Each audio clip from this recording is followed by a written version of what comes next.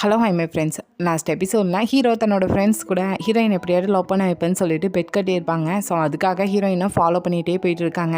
So இந்த time heroine போயிட்டு இருக்கிறப்போ வழியில் என்னென்னா ஹீரோயின் நைட் டைம் போல் சின்ன பசங்களுக்கு கிளாஸ் எடுப்பாங்க. ஸோ அதில் ஒரு பையன் என்னென்னா ஃபீல் பண்ணிகிட்டு இருக்கான். ஹீரோயினும் என்னாச்சு ஏன் இப்படி இருக்குன்னு சொல்லி போய் கேட்கும்போது தான் தெரியுது என்னென்னா அவங்க அம்மாவுக்கு நாளைக்கு பிறந்த நாள் போல். ஸோ அவங்க அம்மாட்ட ஏதோ லப்பர் ஷூ இல்லை, அந்த ஷூ வாங்கி கொடுக்கணும். பக்கத்தில் ஒரு போட்டி நடக்குது, அந்த போட்டியில் வின் பண்ணால் அந்த ஷூ கிடைக்கும். ஆனால் அந்த சின்ன பசங்களை சேர்த்துக்கிட மாட்டாங்கன்னு சொல்லி இவன் ஃபீல் பண்ணிட்டு இருக்கான். ஹீரோயினும் சரி உனக்காக நான் கலந்துக்கிட்டேன்னு சொல்லும்போது இல்லை அதில் பொண்ணுங்களும் கலந்துக்கிட முடியாது, ஏதாட்டு பெரிய பசங்க தான் கலந்துக்கிடணும்னு சொல்லும்போது அப்படியே ரெண்டு பேர் பார்வையும் ஹீரோவை தான் பார்க்குறாங்க. சரி அது என்ன போட்டின்னு பார்த்தோன்னா பாக்ஸிங் தான். ஹீரோ அது தெரிஞ்சதுமே இல்லை வேண்டாம், அங்கே எல்லாருமே பல்காக இருக்காங்க, என்னால் அதில் கலந்துக்கிட முடியாதுன்னு சொல்லும்போது எப்படியும் அந்த குட்டி பையனும் ஹீரோயினும் ஹீரோவை அந்த இடத்துக்கு அனுப்பி விட்டுருந்தாங்க. பார்த்தா அதே இடத்துக்கு கொஞ்ச நேரத்தில் ஏதாட்டி நியூஸ் கிடைக்குமா பார்க்கறதுக்காக ஹீரோட ஃப்ரெண்ட்ஸ்லாம் வராங்க. ஸோ வந்து அவங்களுக்கு அந்த இடத்துல நிற்கிறது நம்ம ஃப்ரெண்டு ஹீரோ மாதிரியே இருக்கலான்னு சொல்லும்போது பக்கத்தில் இன்னொரு ஃப்ரெண்டும் ஆமாம் பக்கத்தில் எனக்கு ஜோ மாஜா ஹீரோயின் கூட நிற்கிற மாதிரி தான் இருக்குது அப்படின்னு சொல்லி ஒத்து கவனிக்கிற போது தான் உங்களுக்கே தெரியுது ஓ இவங்க ரெண்டு பேரும் இந்தளவுக்கு க்ளோஸ் ஆகி இப்படிலாம் ஒன்றா வேற வர ஆரம்பிச்சிட்டாங்களான்னு சொல்லிட்டு அவங்க ஃபோட்டோ எடுக்க ஆரம்பிச்சிருந்தாங்க. ஸோ அப்படியே போட்டியும் ஆரம்பிக்குது. மான் கராத்தே மூவியில் சிவகார்த்திகேயன் எப்படி ஒவ்வொரு ரவுண்டில் ஏதோ ஒரு லக்கில் வின் பண்ணுவாங்களோ அதே மாதிரி இங்கே ஹீரோவும் ஒரு லக்கில் வின் பண்ணியிருந்தாங்க. பட் அந்த லப்பர் ஷூ வந்து 4th ப்ரைஸ், இங்கே ஹீரோ 2nd ப்ரைஸாக வின் பண்ணியிருப்பாங்க. ஸோ அதுக்கு ஏதோ ஒரு சமையல் பாத்திரம் ஒன்று கொடுத்துருவாங்க. அந்த பையனும் கோவத்தோடு அதை வாங்கிட்டு அங்கேருந்து கிளம்பி போவான். ஹீரோயினும் நான் வீட்டுக்கு போகிறேன்னு சொன்னால் ஹீரோயின் இல்லை நான் உனக்கு ஹெல்ப் பண்ணியிருக்கேன் தானே, ஸோ எனக்கு ட்ரிங்க்ஸ் வாங்கிட்டான்னு சொல்லிட்டு அந்த காலத்து ரெஸ்டாரண்ட்டுக்கு ஹீரோயினையும் கூட்டிகிட்டு போய் அங்கே ட்ரிங்க்ஸ் வாங்குறாங்க. ஸோ ஹீரோயின் அந்த ட்ரிங்க்ஸை பார்த்துருந்தேன் எனக்கு ஒன்று புரியல, உங்களே மாதிரி தான் எல்லாருமே இருக்காங்க, இங்கே இருக்கிறவங்களாம் பாருங்கள் எதுக்கு இப்படி ஃபாரின் கண்ட்ரிஸ்லாம் உள்ளதெல்லாம் இங்கே கொரியாவில் கொண்டு வந்துட்டு இப்படிலாம் பண்ணிகிட்டு இருக்காங்க, எனக்கு இது சுத்தமாக பிடிக்கலன்னு சொல்லி கோவத்தோட பேசினா பதிலுக்கு ஹீரோவும் அது எப்படி ஒருத்தவங்களோட அப்பியரன்ஸை வச்சு இவங்க இப்படி தான் சொல்லி டிசைட் பண்ணுறேன், இங்கே ஒன்றே மாதிரி எல்லோரும் இருப்பாங்கன்னு நினச்சிட்டு இருக்கியா, இல்லவே இல்லை, இங்கே இருக்கிற எல்லாருமே கொரியன்ஸ் ஜோசன்னு பேரை வச்சுக்கிட்டு ஜாப்பனீஸ்க்கு தான் சப்போர்ட் பண்ணிகிட்டு இருக்காங்க, அதுக்கு என்ன சொல்ல போகிறேன்னு சொல்லும்போது ஹீரோயினும் ஹீரோட்ட கோவப்பட்டுட்டு அங்கேருந்து கிளம்பி போகிறாங்க. பின்னாடியே ஹீரோவும் அவளை சமாதானப்படுத்தலான்னு சொல்லிட்டு ஃபாலோ பண்ணிகிட்டே போனால் நடுவில் என்னென்னா கவர்னரோட ஒய்ஃப் ஹீரோவை ஸ்டாப் பண்ணுறாங்க. ஏன்னா லாஸ்ட் டைமே ஹீரோவை அவங்களுக்கு பிடிச்சி போய் அவங்களுக்கு வேலை வாங்கி கொடுக்கணும்னு சொல்லிட்டு கவர்னர் மாளிகையில் போய் பேசியிருப்பாங்க. இப்போ அதை பற்றி தான் ஹீரோட்டையும் சொல்கிறாங்க, குடி சீக்கிரத்தில் கண்டிப்பாக உனக்கு கவர்னர் மாளிகையில் ஒரு ஜாப் இருக்குது, கண்டிப்பாக உன்னோட சப்போர்ட்டை நீ ஜாப்பனீஸ்க்கு கொடுக்குறேன்னு நான் நம்புகிறேன், ஸோ அப்படியே ஒரு பார்ட்டியும் நம்ம வைப்போம், அப்போ நீ கண்டிப்பாக என் கூட டான்ஸ் பண்ணணும்னு சொல்லிட்டு அவங்க இஷ்டத்துக்கு பேசிட்டு கிளம்பி போயிதாங்க.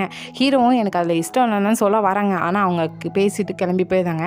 பட் இதெல்லாம் ஹீரோயின் கேட்டிருப்பாங்க. ஸோ இப்போ ஹீரோயின் என்னென்னா அப்போ இவன் ஜாப்பனீஸ்க்கு தான் சப்போர்ட்டாக இருக்கா போகிறானான்னு சொல்லிட்டு கோவத்தோட போகிறாங்க. ஹீரோவும் இல்லை நீ தப்பாக புரிஞ்சுக்கிட்டேன், நான் சொல்கிற வரதை கேளுன்னு சொன்னால் ஹீரோயின் அது கண்டுக்கிடவே இல்லை, ஸ்ட்ரெயிட்டாக ஹீரோவை அடிக்க தான் செய்கிறாங்க. இனி ஒரு முறை என் முன்னாடி நீ வந்து நின்னேன்னு வச்சுக்கோங்க, உன்னோட சாவு என்னோட கையில் தான் சொல்லிட்டு ஹீரோவை திட்டி விட்டுட்டு ஹீரோயினும் அங்கேருந்து கிளம்பி போகிறாங்க. ஹீரோயின் என்ன பண்ணுறதுன்னு தான் யோசிச்சுட்டு இருக்காங்க. ஸோ அப்படியே நெக்ஸ்ட் டே பார்த்தோன்னா இப்போ ஹீரோவோட அப்பா கவர்னரை தான் போய் மீட் பண்ணுறாங்க. என்னென்னா இவங்களுக்கு ஃபைனான்சியலாக ஏதாவது ஹெல்ப் பண்ணணுன்னா ஹீரோவோட அப்பா தான் பண்ணுவாங்க போல். ஸோ பார்த்துட்டு பேசிட்டு கிளம்பி போகிறப்போ அதே ஆஃபீஸில் லீசோனையும் மீட் பண்ணுறாங்க. தன்னோட ஃபஸ்ட்டு பையன் இறந்ததுக்கு காரணம் இவனாலான்னு சொல்லிட்டு கோவமும் இருக்குது, அதே டைம் இவன் செஞ்சுருக்க மாட்டான்னு சொல்லிட்டு உள்ளுக்குள்ளே அந்த எண்ணமும் இருக்குது ஹீரோவோட அப்பாவுக்கு.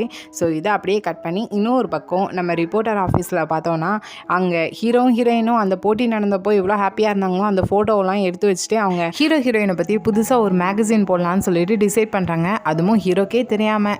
ஸோ அப்படியே இன்னொரு பக்கம் இங்கே ஹீரோவோட அப்பா என்னென்னா ஹீரோவை மீட் பண்ணிவிட்டு நீ பேசாமல் லீசங்கிட்ட போய் என்ன நடந்துச்சுன்னு சொல்லி கேளு, உன்னோட அண்ணன் இறந்ததுக்கு அவன் காரணமாக இருக்க மாட்டான்னு நான் நினைக்கிறேன்னு சொல்லும்போது ஹீரோ முடியவே முடியாது, வேணும்னா நீங்கள் போய் கேளுங்க, அவன் ஒரு கொலகாரன் தான், என்னோட அண்ணன் இறந்ததுக்கு அவன் தான் காரணம், நான் செத்தாலும் அவன்கிட்ட போய் கேட்க மாட்டேன்னு சொல்லிட்டு கோவத்தோடு அங்கேருந்து கிளம்பி வராங்க. ஸோ அப்படியே இன்னொரு பக்கம் இந்த இன்ஸ்பெக்டரை பார்த்தோன்னா ஸ்டார்டிங்கில் நடந்த அந்த 3 கொலைக்கு யார் காரணமாக இருக்கும்னு சொல்லிட்டு கொலை நடந்த இடத்துல போய் யோசிச்சுட்டு இருக்கான்.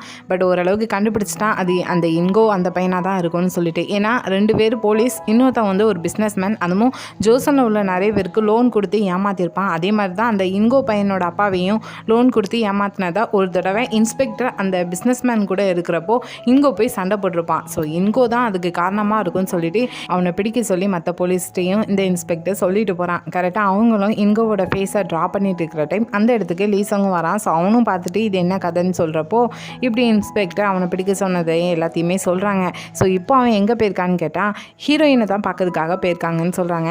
என்னென்னா அந்த இன்கோ ஹீரோயின்ட்ட தான் நைட் டைம் கிளாஸ் எடுத்திருப்பான். ஸோ ஸ்ட்ரெயிட்டாக இன்ஸ்பெக்டர் வந்து இன்கோவை எங்கே, அவனை எங்கே மறைச்சி வச்சுருக்கேன், அவன் தானே அந்த கொலைலாம் பண்ணான்னு சொல்லிட்டு திமிர்த்தனமாக கேட்டுறதுக்கு ஹீரோயினும் அப்படிலாம் எதுவுமே கிடையாது, அவன் எங்கே போயிருக்கான்னு எனக்கு தெரியாதுன்னு சொல்லிட்டு இருக்காங்க.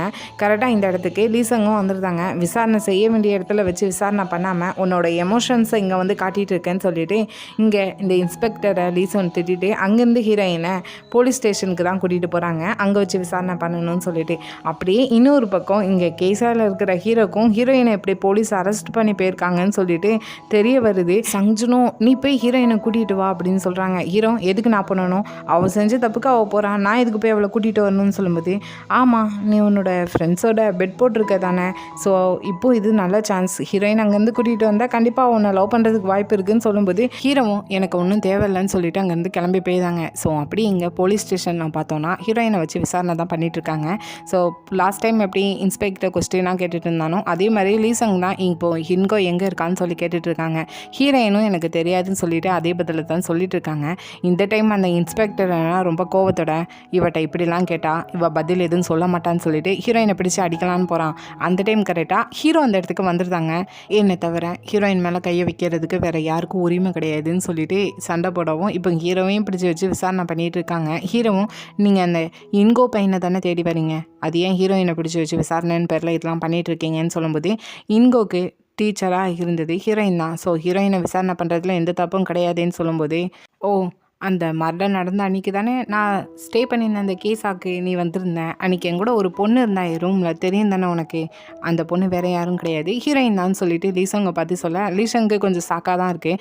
அது மட்டும் கிடையாது, எல்லாருமே ஹீரோயினோட பேரை டீச்சர் நான் சொல்லிட்டுருக்கீங்க, ஆக்சுவலாக அவளோட பேர் ஜோமாஜான்னு சொல்கிறாங்க. இன்ஸ்பெக்டரும் இதை கவனிச்சுட்டு எனக்கு தெரிஞ்சு அன்றைக்கி நைட்டு அந்த கொலை நடந்த இடத்துலேருந்து தப்பிச்சு உன்னோட ரூமுக்கு வந்திருப்பா, நீ அவளுக்கு ஹெல்ப் பண்ணியிருப்பேன்னு நினைக்கிறேன், அதனால தான் அவளை பற்றி உனக்கு சரியாக தெரியல, அவளோட பேர் என்ன கூட உனக்கு தெரியல அப்படின்னு சொல்கிறாங்க.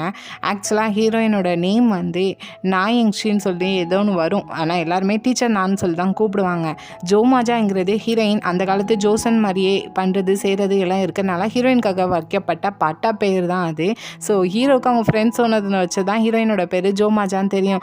ஸோ ஹீரோவும் என்ன பண்ணுறதுன்னு தெரியாமல் முழிச்சிட்டு இருக்கிறத பார்க்கும்போது ஹீரோயினே இல்லை ஜோமாஜாங்கிறது என்னோட நிக் நேம், இவர் தான் வச்சார், என்னை இவர் எப்பவும் அப்படி தான் கூப்பிடுவாங்கங்கிற மாதிரி ரெண்டு பேருமே அங்கே ஒரு லவ்வர்ஸ் மாதிரி ஆக்டிங் பண்ணுறாங்க.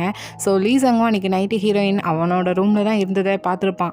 ஸோ அப்படியே அவங்க ரெண்டு பேரையும் போக சொல்லியிருந்தாங்க. இதில் இன்ஸ்பெக்டருக்கு இஷ்டம் இல்லை ஹீரோயினை விட்டதில். ஸோ அவன் லீசன் மேலே கோவப்பட்டு இருக்கான். ஸோ அப்படியே ஹீரோயின் வெளியே வந்ததும் ஸ்ட்ரெயிட்டாக ஹீரோவை புக் ஸ்டோருக்கு கூட்டிகிட்டு போகிறாங்க.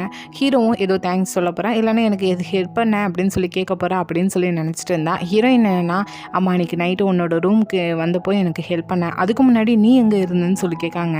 ஹீரோவும் இதையா கேட்க, ஏன் கேட்க, அன்றைக்கி நைட்டு நான் பாரில் இருந்தேன், ஸோ அங்கே இருந்தவங்களாம் பிடிச்சா போலீஸ் ஸ்டேஷன் தாங்காது, ஸோ கண்டிப்பாக எங்களெல்லாம் பிடிக்க மாட்டாங்கன்னு சொல்லிட்டு இருக்காங்க. ஹீரோயினும் இதை எதுக்கு கேட்டாங்கன்னு தெரில. பட் ஹீரோ என்ன திங்க் பண்ணுறாங்கன்னா, ஹீரோயினை பார்த்த டைம்லேருந்து ஹீரோக்கு ஒரு பிரச்சனை தான், ஆனால் நிறைய விதத்தில் ஹீரோயினுக்கு நம்ம ஹெல்ப் பண்ணியிருக்கோம், ஆனால் ஹீரோயின் பதிலுக்கு ஒரு தேங்க்யூ சொல்லவும் இல்லை, நம்மளை கொஞ்சம் கூட மதிக்கவும் இல்லை.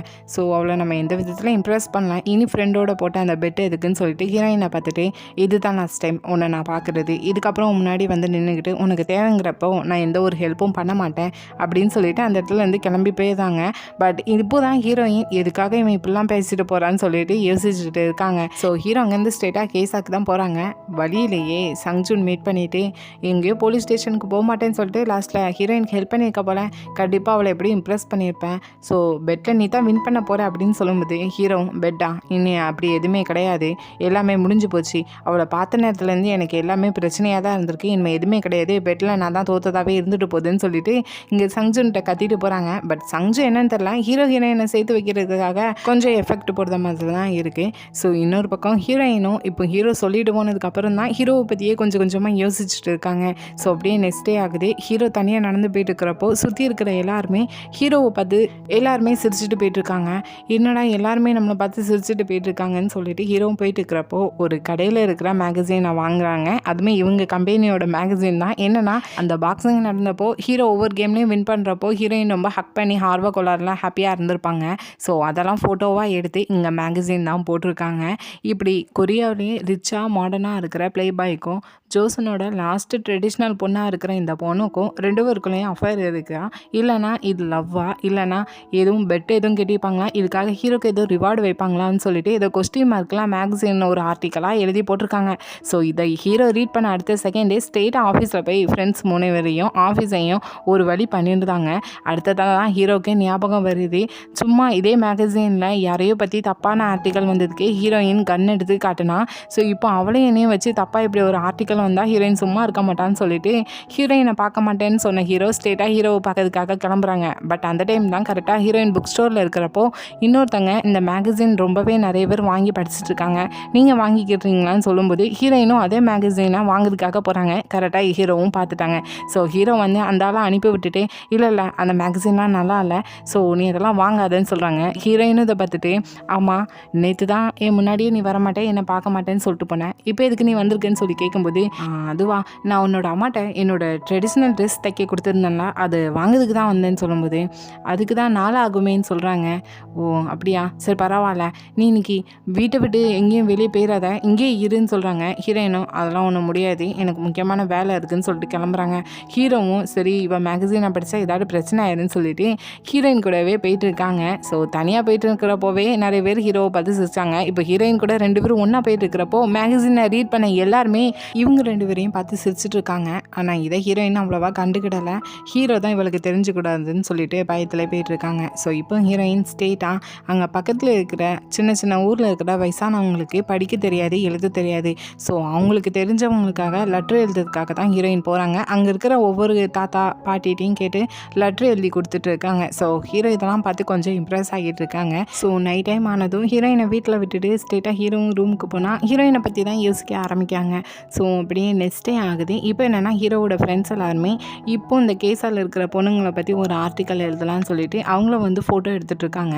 ஸோ அப்போது அதில் இருக்கிற ஒரு பொண்ணை புக்கை ரீட் பண்ணிட்டு இருக்கிற மாதிரி ஒரு ஃபோட்டோ எடுக்கணும், நீ புக்கை ரீட் பண்ணுன்னு சொல்லிட்டு ஹீரோவோட ஃப்ரெண்டு சொல்லும்போது அவளுக்கு புக் ரீட் பண்ண தெரியாது போல், என்னால் முடியாது நீங்கள் வேறு யாரையாட்டி வச்சு எடுத்துக்கோங்கன்னு சொல்லிட்டு தனியாக போய் உட்காந்து ஃபீல் பண்ணிட்டு இருக்கா. இதை சங்ஜு நோட் பண்ணிவிட்டு இப்போவுமே என் கூட வான்னு சொல்லிட்டு ஹீரோயினோட புக் ஸ்டோருக்கு கூட்டிகிட்டு போகிறாங்க. அவளும் என்னை எங்கே கூட்டிகிட்டு போகிறீங்கன்னு சொல்லும்போது ஆமாம் உனக்கு படிக்க தெரியாதானே, இனிமேல் நீ அதை கற்றுக்கிடலான்னு சொல்லும்போது இல்லை எனக்கு வயசாயிட்டு இதுக்கு மேலே என்னால் அதெல்லாம் கற்றுக்கிட முடியாது, என்னால் முடியாது, என்னை மீறி கூட்டிகிட்டு போனீங்கன்னா நான் சூசைட் பண்ணிக்கிடுவேன் அப்படின்னு இந்த அளவுக்கு பேசும்போது கூடவே சங்ஜனும் சூசைட் பண்ண போறியா, இதுக்காகவா, படிப்புக்கு வயசு முக்கியம் கிடையாது, எல்லாரும் படிக்க வேண்டிய வயசில் நீ கேஸாக்கு வந்தது உன்னோட தப்பா, ஏழையாக பிறந்தது உன்னோட தப்பா, ஆனால் இனியும் நீ அப்படி இருக்கிறது தான் உன்னோட தப்பு, இப்போ நீ படிக்கலாம் எதுவும் நடக்க போகிறது கிடையாதுன்னு சொல்லும்போது ஸோ அவளும் அதை புரிஞ்சுக்கிட்டு இப்போ ஹீரோயின்கிட்ட போய் கிளாஸ் படிக்கலான்னு சொல்லிட்டு ஹீரோயின் அவளுக்கு பாடம் கற்றுக் கொடுத்துட்ருக்கா.